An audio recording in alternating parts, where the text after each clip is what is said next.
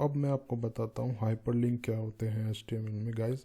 Hyperlink एक link होता है जिस पे क्लिक करके कोई पर्टिकुलर वेब पेज खुलता है या कोई पर्टिकुलर डॉक्यूमेंट खुलता है।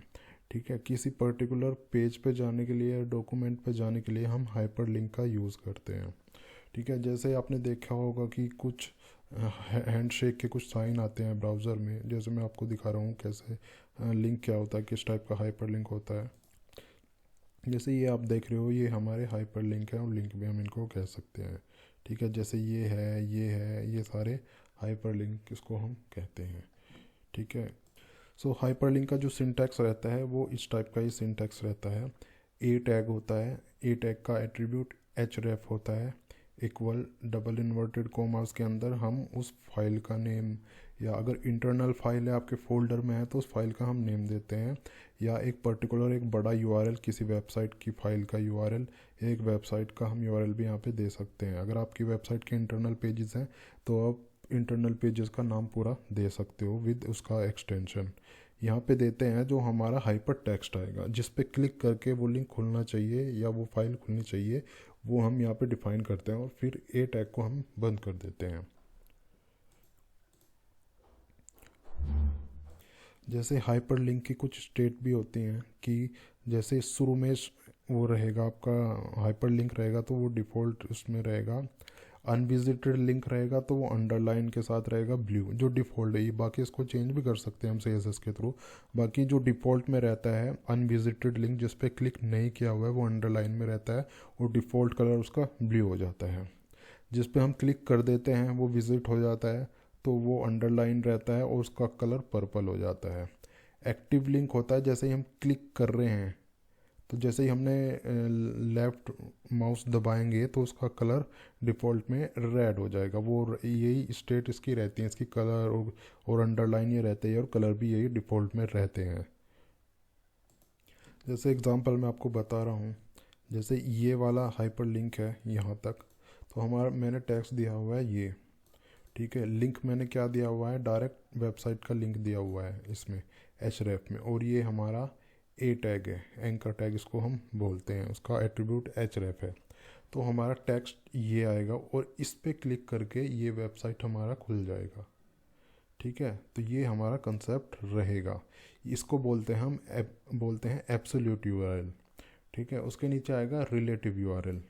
रिलेटिव यूआरएल में ये हम उस फाइल का पेज का जो ये इंटरनल होता है एक्चुअली, ये आपके को एग्जैक्ट इसका लोकेशन पता होना चाहिए कि इस फाइल का लोकेशन क्या रहने वाला है। ठीक है, वहाँ उस फाइल का नेम हम दे देंगे। जैसे इसमें कुछ ओनली फाइल का नेम दिया हुआ है तो इसका मीनिंग ये है सेम डायरेक्टरी में आप कि ये फाइल पड़ी हुई है। अच्छा, ये हमने यहाँ पे इसका टेक्स्ट दिया, इस पर क्लिक करके ये फाइल खुल जाएगा। हाइपरलिंक के अंदर इसका जो एक टारगेट एट्रीब्यूट होता है उसकी कुछ वैल्यूज़ होती हैं। ठीक है, टारगेट एट्रीब्यूट का मतलब ये है जो आपका फाइल या लिंक खुलेगा वो कैसे खुलेगा। सेल्फ अगर आप करते हो तो जहाँ पे जिस विंडो में खुला हुआ है वो उस पर क्लिक करके वो वहीं पे वो खुल जाएगा एक्चुअली। ठीक है, ब्लैंक आप करते हो तो ये एक जो न्यू टैब होता है विंडोज़ का उसमें वो खुलेगा। ठीक है, पेरेंट करते हो, पेरेंट जो करंट विंडो खुली हुई है उसमें वो खुल जाएगा। अगर नेस्टेड है तो जिस विंडो के अंदर वो लिंक हुआ है उसी में वो खुलेगा। अगर नेस्टेड आने वाले एग्जांपल में मैं आपको बताऊंगा कि कैसे कैसे हम नेस्टेड बना सकते हैं। टॉप होता है जो सबसे टॉप का हमारा विंडो रहता है उसमें ये खुलेगा। मैं आपको ये बताऊंगा आने वाले इसमें एग्जांपल में कि कैसे इसको कर सकते हैं। जैसे अब मैं आपको एग्जांपल दिखाऊं तो मैंने 2 आई फ्रेम बनाए हुए हैं। आई फ्रेम का डिटेल में आने वाली वीडियोस में बताऊंगा। अभी आई फ्रेम आप मान के चलो कि कुछ विंडो होती हैं, एक जैसे हमारा वेब पेज है तो उसमें कुछ विंडो बनी हुई होती हैं, वो आई फ्रेम होता है। जैसे ये आप देख रहे हो तो ये आई फ्रेम के थ्रू बना हुआ है। ये मैंने 2 आई फ्रेम बनाए, इसमें 2 विंडो, एक तरीके से 2 आई फ्रेम की 2 विंडो बनाई। ठीक है, ये फर्स्ट विंडो है, सेकेंड विंडो। ठीक है, किस कोड से बना हुआ है, ये इस कोड से बना हुआ है हमारा, ये पूरा देख सकते हो। ठीक है, SRC में मैंने दिया frame2.html। ठीक है, ये एक फ़ाइल है और एक ये फाइल है, frame2 और frame3। पहले frame2 देखते हैं। फ्रेम 2 कौन सा है हमारा, ये वाला हमारा फ्रेम 2 है।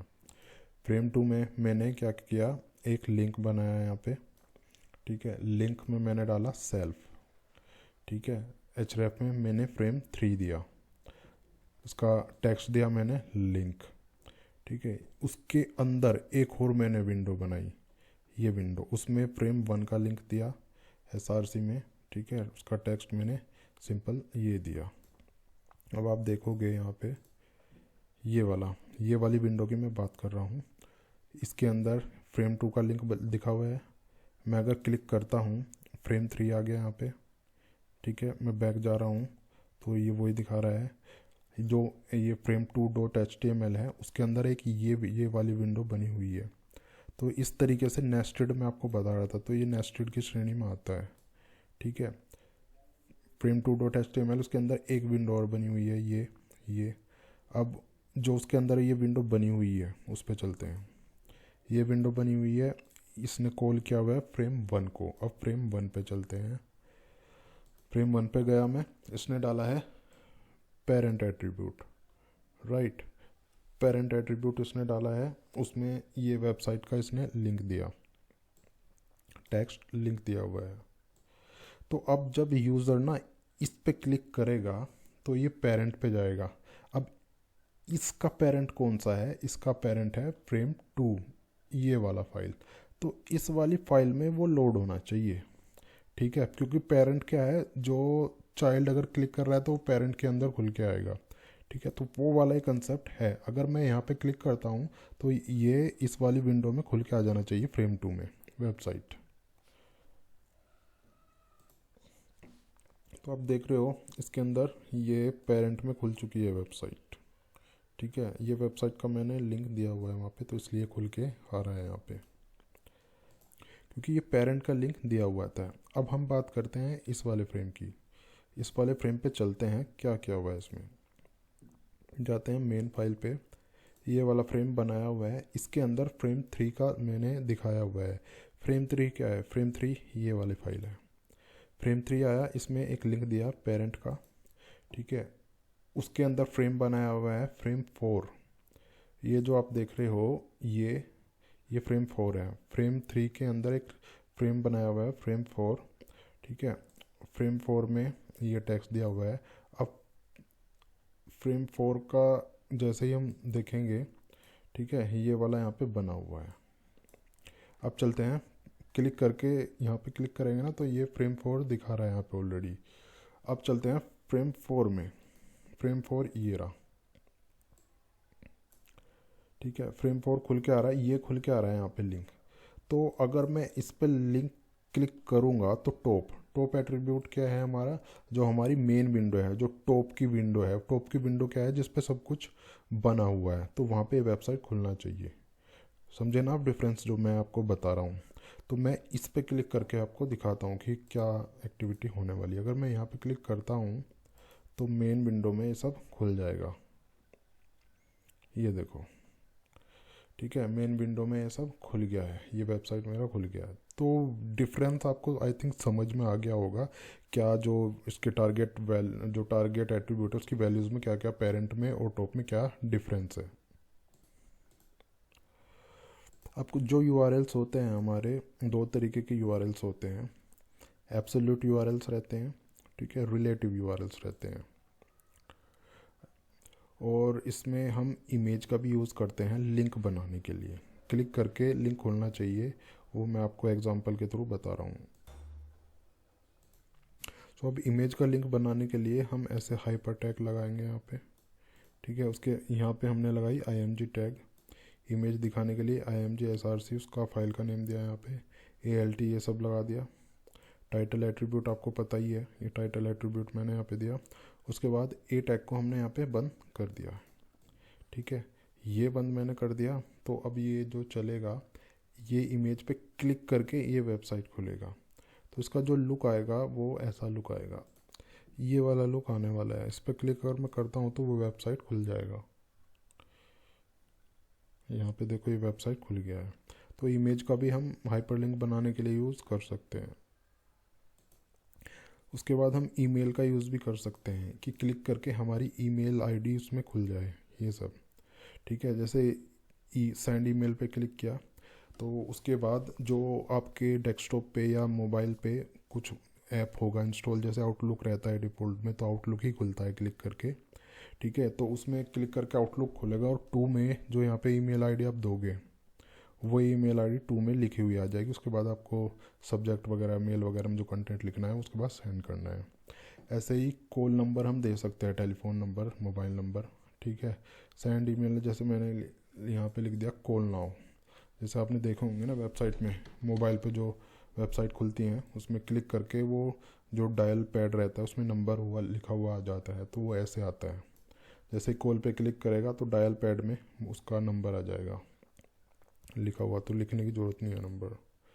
ठीक है, एब्सोल्यूट यूआरएल ये है एग्जैक्टली किसी पर्टिकुलर एग्जैक्ट यूआरएल आप देते हो तो एब्सोल्यूट यूआरएल होता है। रिलेटिव यूआरएल ये होता है किसी पर्टिकुलर फाइल का नेम देना। अब कलर्स ऑफ लिंक की बात करते हैं हम। कलर्स ऑफ लिंक क्या होता है गाइस, हम कलर ऑफ लिंक का वो सब उसको मॉडिफाई कर भी सकते हैं। डिफ़ॉल्ट में क्या कलर रहना चाहिए, कोई लिंक को विजिट करे तो क्या कलर हो जाना चाहिए। ठीक है, होवर पे क्या कलर होना चाहिए, एक्टिव रहे तो क्या कलर होना चाहिए, वो हम लिंक को मॉडिफाई कर सकते हैं। लिंक को मॉडिफाई करने के लिए हम ऐसे सब स्टाइल में हमें देना होगा। स्टाइल टैग है हमारा। ठीक है, तो यहाँ पे ये ए हमारा टैग है। कॉर्नर लिंक डिफ़ॉल्ट में क्या कलर रहना चाहिए वो अब यहाँ पे दे सकते हैं। ठीक है, विजिटेड पे क्या रहना चाहिए कि इस पर क्लिक करें तो क्या कलर होना चाहिए वो हम यहाँ पे दे सकते हैं इस टाइप से। ठीक है, होवर होता है कर्सर लेके जाना, जो चेंज होता है वो होवर होता है। ठीक है, तो क्या वो होवर पे क्या होना चाहिए, एक्टिव पे क्या हो जाना चाहिए। एक्टिव होता है क्लिक करके जब खुलता है तो उसके बाद का जो लिंक का कलर रहना चाहिए या जो भी उसकी डिज़ाइन होना चाहिए वो इस टाइप से होना चाहिए। ठीक है, अब मैं इसको लाइव करके आपको बताता हूँ कि कैसा सब रहेगा। ये देखो यहाँ पे डिफ़ॉल्ट कलर मैंने ये दिया हुआ है, ये ऑरेंज कलर। कर्सर लेके गया ये होवर होता है, क्लिक किया मैंने, अब ये होता है जो जो क्लिक करते हैं ना, ये होता है जो येलो आपको दिखा रहा है, ये विजिटेड कलर होता है कि विजिट करके क्या आना चाहिए। अब मैं क्लिक करूँगा तो वो खुल जाएगा, ये खुल गई ऐप। ठीक है, तो इस टाइप से ये सब होती हैं। होवर किया, ठीक है, ये होवर होता है। ठीक है, ये सारी चीज़ें हैं। अब मैंने क्लिक कर दिया था, क्लिक करने के बाद क्या होना चाहिए वो हम यहाँ पे डिफ़ाइन कर सकते हैं, जैसे वेबसाइट खुल गया है। ठीक है, तो ये मैंने आपको इसकी ये सब बता दिया है क्या क्या इसकी स्टेट होती है। अब बात आती है कि बुकमार्क कैसे करें। बुकमार्क मीनिंग क्लिक करके उस पर्टिकुलर लोकेशन पे कैसे जाए हाइपरलिंक के थ्रू। जैसे मैं यहाँ पे क्लिक करता हूँ तो आप देख रहे हो चैप्टर 1 पे जा रहा है, एकदम कर्सर मैंने यहाँ पे क्लिक किया चैप्टर 2 पे, चैप्टर 2 पे जा रहा है। ठीक है, मैंने क्लिक किया चैप्टर 4 पे तो चैप्टर 4 पे जा रहा है। ऐसे हम कैसे पहुंच सकते हैं टारगेट में। आपने देखा हो ना वेबसाइट ऐसे स्क्रॉल होती रहती है, क्लिक करके वो नीचे जाता है ऊपर जाता है, इस टाइप की वेबसाइट होती हैं। तो ऐसे ही किसी पर्टिकुलर लोकेशन पे आपको जाना है तो आप ऐसे जा सकते हो। उसके लिए जो आपको यूज़ करना पड़ेगा हाइपर लिंक का, वो मैं आपको बता रहा हूँ कैसे यूज़ करना पड़ेगा। अब आप यहाँ पे देखो, सबसे पहले आपको ये सब करना है। हाइपर ए लिखा, हाइपर उसका टैग लगाया हमने एचरेफ में, यहाँ पे हमने आईडी दी उसकी। ये किसकी आईडी है, ये हमने पूरा एक वो बना दिया, यहाँ पे टैक्स दिया, यहाँ पे ए टैग को बंद कर दिया, यहाँ पे एचरेफ में हमने आईडी दिया यहाँ पे। अब ये आईडी किसकी दिया हमने, ये आईडी इसकी दी। ये क्या है, हमारा हेडिंग है। ठीक है, हेडिंग की हमने ये आईडी दे दी। तो जैसे इस पर क्लिक होगा ना, क्लिक होगा तो वो इस पर चला जाएगा, इसी से स्टार्ट कर देगा एकदम। जैसे यहाँ पे हमने S2 दिया, C2 दिया, तो C2 किसकी आईडी है, इसकी आईडी है S2 की। ऐसे H3 की आईडी है, H4 की आईडी है, H5 की आईडी है, और भी आप इसमें बना सकते हो। ठीक है, तो जैसे जैसे क्लिक होता जाएगा ना वो उस लोकेशन पे आता चला जाएगा इस टाइप से। आई होप आपको समझ में आ गया होगा सब ये कैसे इसको चलाते हैं। ठीक है, तो इस तरीके से ये सब काम करता है। Hey, please subscribe the channel and like share the video. If you have any question you comment in comment section below.